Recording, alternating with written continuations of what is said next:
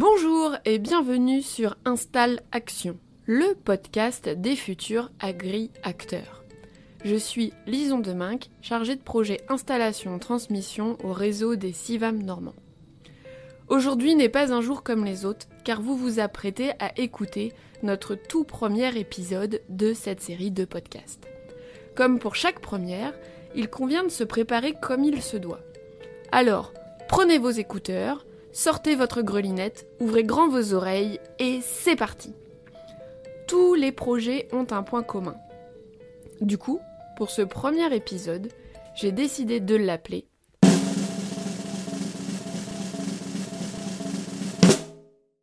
le jour où j'ai eu une idée.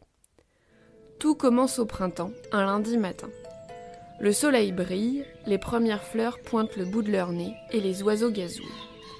J'arrive au bureau, j'ouvre la porte. Je dis poliment bonjour à mes collègues et puis, au détour d'une discussion sur ce qu'on a fait ce week-end, je m'écrie « Hé les filles, et si cette année on proposait des podcasts ?» Ce à quoi elles se sont empressées de répondre « Ok Lison, super l'idée, mais tu vas faire comment ?» Il faut bien le reconnaître, c'est bien beau d'avoir une idée, d'être convaincu que ça va marcher. Mais avant de se lancer dans l'aventure, il y a quelques questions à se poser. Est-ce que ça va vraiment me plaire ? Est-ce que je vais y arriver ? De quoi j'ai besoin ? Comment je vais financer tout ça ? J'en passe, mais vous avez compris, c'est un véritable casse-tête. Détricotons tout ça et essayons d'y voir plus clair. Si vous avez une idée, elle vient bien de quelque part. De votre parcours, de votre histoire, d'une rencontre, de vos expériences autant personnelles que professionnelles. Et c'est ça qui fait le cœur de votre projet.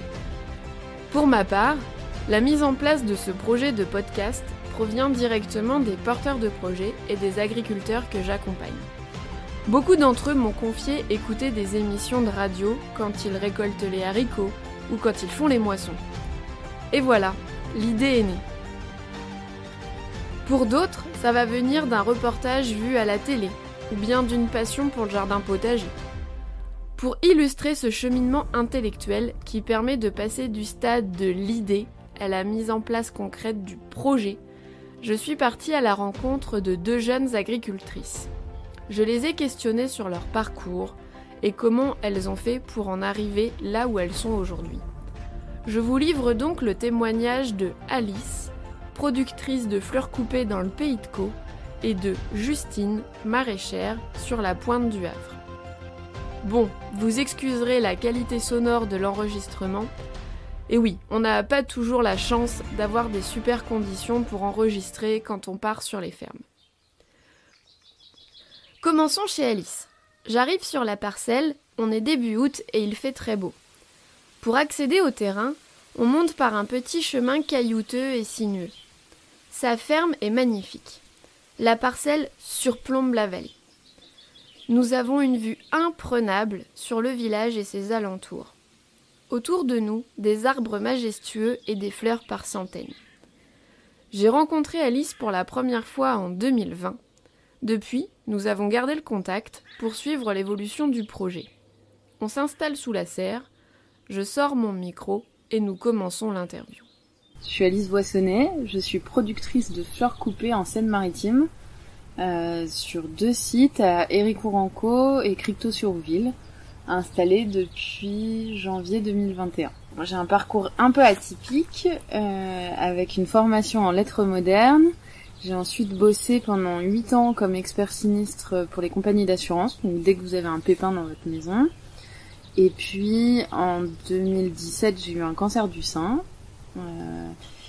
J'ai été rétrogradée dans ma boîte, ce qui arrive souvent quand on a un cancer, et du coup, après une série de traitements, j'ai été en arrêt maladie. J'ai décidé de me reconvertir complètement, d'arrêter l'expertise et de me former à des métiers de la santé. Donc je suis patient ressource pour des malades chroniques, formée à l'éducation thérapeutique des patients, et dans ce cadre-là, je me suis dit qu'il serait chouette d'aider les patients à se remettre par alors du jardinage entre guillemets et plus du maraîchage. À l'époque C'est là que j'ai rencontré Lison avec ce projet-là où je souhaitais joindre santé et culture. Ça a été un peu compliqué du coup parce qu'on est arrivé dans les années Covid quand j'ai lancé l'association. Les arbres étaient plantés, les cultures accessibles à toute personne, même en mobilité réduite, étaient plantées. Et par contre, il y a eu le Covid. Et à ce moment-là, j'avais planté pour faire des sous pour l'association 2000 tulipes, en me disant, très bien, je vais faire des tulipes pour les malades. Et on était en confinement. Donc j'ai fait des tulipes, je les ai amenées à l'hôpital, mais j'ai aussi découvert que j'aimais beaucoup produire des fleurs plus que des légumes. Et donc voilà. Et avec les années Covid, la restriction En fait, au moment du Covid, les sous pour des associations d'aide aux patients ont été un peu gelés, et du coup, on a les projets en santé un peu accessoires de bien-être des patients, d'accompagnement, les sorties, les réunions de groupe, tout a été arrêté, ce qui fait que pendant 2 ans, il n'y a pas eu du tout d'éducation thérapeutique des patients en présentiel. Et à force de me fatiguer à essayer de mener un projet en alliant 2 milieux, donc le milieu agricole et le milieu de santé, qui étaient légalement très complexes tous les deux, je me suis dit que j'allais plutôt me reconvertir complètement en agricole et qu'un jour le volet social pourrait revenir dans mon projet. Donc je me suis reformée à l'agricole. Et du coup, pourquoi les fleurs ? Alors, du coup, les fleurs, j'en cultivais déjà pour moi. J'avais déjà tout petit des bandes de jardin bouquetier en fait, pour faire des bouquets pour moi. J'aimais beaucoup, et c'est le comparatif vraiment entre légumes et fleurs qui m'a fait choisir la fleur. Je savais que je voulais cultiver, mais je préférais la culture florale en fait. C'est un temps un peu plus long que le légume. C'est une mise en place au sol, même une annuelle, elle va rester 4-5 mois, contrairement à une salade qui va faire 3 semaines, 1 mois sur la planche. Donc je préférais ça. Et à l'époque aussi, on est en 2020-2021, quand je commence à réfléchir le projet. Et surtout quand j'ai toutes mes tulipes sur les bras, il y a une asso qui s'appelle le Collectif de la Fleur Française, qui menait pendant le Covid des actions pour apporter des fleurs aux soignants. Parce qu'en horticulture, les fleuristes étaient fermés et les horticulteurs se retrouvaient avec toutes leurs fleurs sur les bras. Donc moi, quand je me suis retrouvée avec les tulipes sur les bras, j'ai appelé cette association-là. J'ai un peu creusé aussi, et j'ai découvert que l'horticulture française s'était cassée à Binette dans les années 80, qu'il y avait quand même l'émergence de fermes florales à droite à gauche en France, mais qu'il n'y en avait pas en Seine-Maritime. Et donc je me suis dit, ok, c'est un go, c'est une culture que j'aime, il y a de la place, c'est un marché émergent qu'on redécouvre en France. Je sais pas, j'aimais bien le projet et j'aime toujours bien l'idée que c'est une filière qu'il faut complètement recréer, restructurer. Donc avec des acteurs, moi, qui me bottent bien, avec des échanges via toute la France, parce qu'on est 500 à peu près, donc on se connaît pour la majorité d'entre nous, et ça permet on fait revivre une culture qui était en voie de disparition complètement en France. Ça, c'était je pense que pour ça, les fleurs, quand même, c'est que il y avait un challenge. Il y a un challenge. Clairement, il y a un challenge. Chez Alice, la mise en place de son projet vient de son parcours médical et de son envie de relever un challenge. Chez d'autres, il est le fruit de rencontres et d'expériences professionnelles. Le témoignage d'Alice permet d'illustrer une partie des étapes que franchissent bon nombre de personnes qui souhaitent s'installer en tant qu'agriculteurs. Elle met en lumière ses doutes, mais aussi ses certitudes. Ses remises en question et son incroyable capacité d'adaptation face aux acteurs d'une filière en complète restructuration. Ok, le secteur de la fleur coupée n'est pas le plus facile, et Alice dit bien qu'elle a choisi cette filière aussi pour le challenge qu'elle représente. Néanmoins, la définition du projet, la cohérence avec ses besoins personnels, sont tous des points communs à la construction d'un projet. Et ce, qu'on soit du milieu agricole ou non. Et oui, ça va vous surprendre, mais même les fils et les filles d'agriculteurs devraient tous se poser ces questions avant de reprendre la ferme familiale. Je pars de la ferme florale en direction d'Harfleur pour me rendre chez Justine. Du coup, bonjour Justine. Bonjour Lison, bienvenue dans la yourte. Peux-tu te présenter ? Oui, donc je suis Justine Duchemin, j'ai 35 ans et je suis maraîchère avec Marc, mon conjoint, depuis 2018. On est sur la petite surface. Qui est à Harfleur. Donc la petite surface, c'est une ferme située très proche du Havre. Moi j'aime bien dire qu'on est entre Decathlon et Lidl. On est dans une zone pas du tout bucolique, ça fait pas du tout campagne. Et pourtant quand on arrive chez nous, c'est quand même 2 hectares entre un marais et une forêt où assez vite on oublie qu'on a en bruit de fond la 4 voies. Donc c'est un drôle de mélange cette ferme. Et c'est aussi pour ça qu'on a voulu, quand on a cherché un nom, on a voulu aussi se dégager du côté ferme, paisible, bucolique. On ne voyait pas donner cette identité à la ferme, et donc ça nous faisait rire de l'appeler la petite surface. Et donc voilà, c'était un peu ce petit pied de nez qui nous faisait rire. Donc la petite surface, on y travaille tous les deux et on cultive quasiment exclusivement des légumes, et on a été labellisé bio dès le début de notre installation. Explique-moi un peu comment vous en êtes arrivé là. Moi avant, je travaillais dans le spectacle vivant. Avec Marc, on habitait en ville. Marc, lui, il était opticien.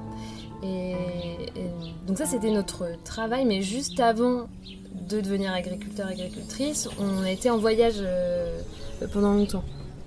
Donc en fait, entre la vie de citadin et nos métiers, il y a eu ce grand temps de voyage où on a beaucoup fait du woofing. On a travaillé dans pas mal de fermes à l'étranger.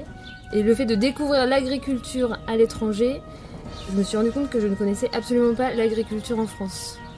Donc ça m'a donné envie, en rentrant de voyage, d'aller travailler tout simplement dans des fermes en France.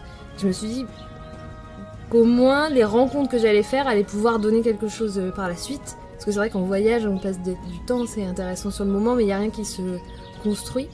Et donc du coup, je me suis imaginée me faire des relations avec des gens qui avaient des fermes. Ça me paraissait complètement improbable, mais je me suis dit que ça pouvait être super en fait. Donc du coup, j'ai fait du woofing, surtout moi, j'ai fait du woofing en France. En fait, la première ferme où je suis allée, c'était sur les prés salés au Mont-Saint-Michel. Un élevage hors du commun quand même. Oui, en plus, mais sur le moment, je me rendais pas compte que c'était particulier. C'est vrai que je ne savais pas la différence entre la paille et le foin. Vous êtes éleveuse, vous faites de la viande, mais pourquoi vous faites pas du lait? Enfin, en fait, tout ça, c'était un gros brouillard. Et en fait, ça m'a permis de comprendre vraiment beaucoup de choses. Et comme je savais pas du tout quoi faire comme métier à ce moment-là, ou comme orientation professionnelle, je me suis dit, je vais faire une formation dans ce domaine-là. Ça paraissait un petit peu bizarre sur le moment comme choix, mais en fait, hyper rapidement, après ces temps dans cette ferme sur les prés salés, j'ai commencé une formation de 6 mois pour être éleveuse au vin. Donc c'était ça allait un peu dans ce même sens où je me suis rendu compte de l'immensité de ma méconnaissance. Et j'étais avec beaucoup d'élèves, c'était pas du tout des gens qui étaient en réorientation avec un autre projet avant, c'était des gens issus du milieu agricole, qui étaient hyper jeunes, qui avaient toujours travaillé là-dedans, qui avaient leur famille qui travaillait là-dedans. Du coup, c'était très très très bizarre de découvrir tout ce milieu, de découvrir, vraiment c'était un peu vie ma vie de jeune agriculteur, très très très loin en fait de ce que je pouvais avoir vécu d'ici avant. Du coup, aujourd'hui, tu élèves des moutons? Oui, j'élève des moutons, oui, non, pas du tout. En plus, vraiment rien à voir. Aujourd'hui, je suis maraîchère depuis 6 ans. En tout cas, ma porte d'entrée dans l'agriculture, ça a vraiment été l'élevage. Après, j'ai eu potentiellement... J'ai hésité pour m'installer en tant qu'éleveuse et finalement, c'était beaucoup trop physique et je ne voulais pas vendre de la viande aussi, tout simplement. Donc, c'était pas un sujet, mais ça m'a permis de comprendre vraiment, de redessiner ce lien entre de l'alimentation. J'avais pas l'impression que nous, dans notre quotidien, on était autant en lien avec l'agriculture quand on mangeait. C'est peut-être bête de dire ça aujourd'hui, mais j'avais pas l'impression que même dans les supermarchés, quand c'était des produits de mauvaise qualité, il y a quand même un lien avec le champ. Donc ça m'a permis de reconnecter quelque chose. Et alors, comment on passe de l'élevage de moutons sur les prés salés à du maraîchage à côté d'Harfleur? C'est l'envie d'avoir un projet commun avec Marc. Avec Marc, on était ensemble depuis très longtemps et ça faisait vraiment des années qu'on avait envie d'avoir un projet. On a imaginé ouvrir une auberge de jeunesse, ouvrir un lieu culturel, enfin, c'est parti dans plein de sens pendant des années. Et en fait, après cette expérience-là, ça a vraiment resserré notre champ des possibles. On s'est dit, ah oui, en fait, on peut avoir un projet qui peut nous rapporter un peu d'argent, en fait, qui peut nous faire vivre. Parce que quand on imaginait des projets, souvent, ça nous faisait pas vivre. Donc là, on s'est dit, ah oui, avec l'agriculture, on pourrait concilier beaucoup de choses. On pourrait avoir un lieu vivant, parce que c'est ça qui nous animait aussi, de pouvoir accueillir du monde, organiser des événements, mais aussi avec produire quelque chose, en fait. Et ça, on n'avait pas ça en tête. Et donc, c'est le maraîchage qui nous a paru le plus accessible. Parce que nous, on n'y connaissait rien. Moi, je me voyais pas du tout avoir des grosses machines. Je voyais bien que dans l'élevage, on avait besoin de gros investissements. Et ça me faisait peur, je pense, aussi de démarrer quelque chose de trop gros. Et donc, le maraîchage, ça nous est apparu vraiment par hasard. En fait, j'ai une copine qui est rentrée d'un woofing. Elle m'a dit, je suis allée dans une ferme des maraîchers. J'étais, ok, pourquoi pas aller les voir. Et puis, on y est allé et ça nous a paru possible. Mais Marc était opticien à ce moment-là. Oui. Et donc, il a fallu qu'il arrête son travail. Marc, à ce moment-là, il était plus opticien depuis longtemps parce qu'on est parti en voyage pendant un peu plus d'1 an. Donc, ouais, à ce moment-là, on était rentré de voyage et puis il voulait plus être opticien, il savait pas quoi faire non plus, quoi. Donc on a fait du woofing chez des maraîchers, il a démarré un BPREA maraîchage bio.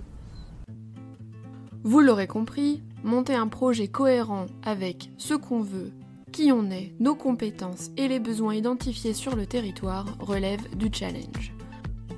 À partir de ce moment-là, il va vous falloir répondre à une question fondamentale pour la suite. Pourquoi je veux faire ce projet ? À partir de vos réponses, vous allez mettre le doigt sur les valeurs que vous allez porter pour construire votre projet. Ces valeurs seront aussi importantes car elles vont conditionner la façon dont vous allez communiquer sur votre projet. Elles parleront à vos clients et c'est pour ces raisons qu'ils auront envie d'acheter des légumes chez vous et pas chez le voisin. Après, quand on construit son projet, qu'on n'a pas forcément beaucoup d'expérience, il faut parfois savoir se tester, se former. Souvent, je demande aux porteurs de projets « Mais vous avez déjà cultivé des légumes ?» Bien souvent, la réponse est « Bah oui, moi j'ai un potager depuis 10 ans. » Alors que ce soit bien clair entre nous, faire un potager, c'est super. Mais faire des légumes pour les vendre à des clients et espérer en tirer un revenu, c'est différent. Je prends l'exemple des légumes, mais on est bien d'accord que ça vaut pour n'importe quelle autre production. Du lait, de la viande, des fruits, des fleurs, de la bière, des escargots, peu importe. L'essentiel à avoir en tête, c'est le changement d'échelle et la notion de rentabilité. Pour se faire de l'expérience de terrain, il existe plein de choses. Des stages, du parrainage, des formations pratiques, du woofing, du test agricole, et j'en passe. Croyez-moi que quand un porteur de projet passe une journée complète à 4 pattes, en plein soleil pour désherber un rang interminable de carottes, il sait rapidement si le métier de maraîcher est vraiment fait pour lui ou pas. Pour ma part, j'ai décidé de tester ce podcast. J'ai donc dû apprendre à écrire des textes, puis poser ma voix pour les lire devant un micro pas très stable, sans respirer, pour m'enregistrer, pour au final me rendre compte que c'est pas une bonne stratégie et qu'il fallait que j'utilise un logiciel de montage, sinon j'allais finir par être complètement asphyxiée. Et voilà, c'est ça l'expérience. Et puis il ne faut pas oublier les formations aussi. Pour ne rien vous cacher, je compte bien vous faire un épisode rien que pour parler de la formation. Car oui, il y a beaucoup de choses à dire sur la formation. Si je synthétise tout ce qu'on vient d'aborder, on s'est questionné sur pourquoi je veux faire ce projet, quelles valeurs je vais véhiculer, est-ce que ça va me plaire, quelles compétences pour le projet. Il nous manque des aspects très techniques, comme la surface de terrain nécessaire pour faire mon projet, la commercialisation, comment vendre mes produits, la main-d'œuvre, la rentabilité et bien d'autres. Bien sûr, la mise en place d'un projet ne se résume pas qu'à ces quelques lignes. Bien d'autres thématiques sont à aborder. Il ne me reste plus qu'à repartir sur les routes de ma Normandie natale pour aller à la rencontre d'autres agriculteurs au parcours hors du commun pour vous régaler dans les prochains épisodes. Pour le mot de la fin, je vous laisse méditer sur une citation de Oscar Wilde qui a dit « Il faut toujours viser la lune, car même en cas d'échec, on atterrit dans les étoiles ». N'oubliez pas, tous les premiers lundis de chaque mois, nous sortons un nouvel épisode. Alors soyez nombreux à écouter, partagez, likez, car la campagne va vous surprendre. Cet épisode a été réalisé grâce au soutien financier de la Direction régionale de l'agriculture, de l'alimentation et de la forêt de Normandie, aussi connue sous le nom de DRAF Normandie. Je remercie Alice et Justine pour le temps précieux qu'elles m'ont consacré et pour nos échanges pleins de sincérité. Merci également à mes collègues Caroline et Guillaume pour les petites voix off.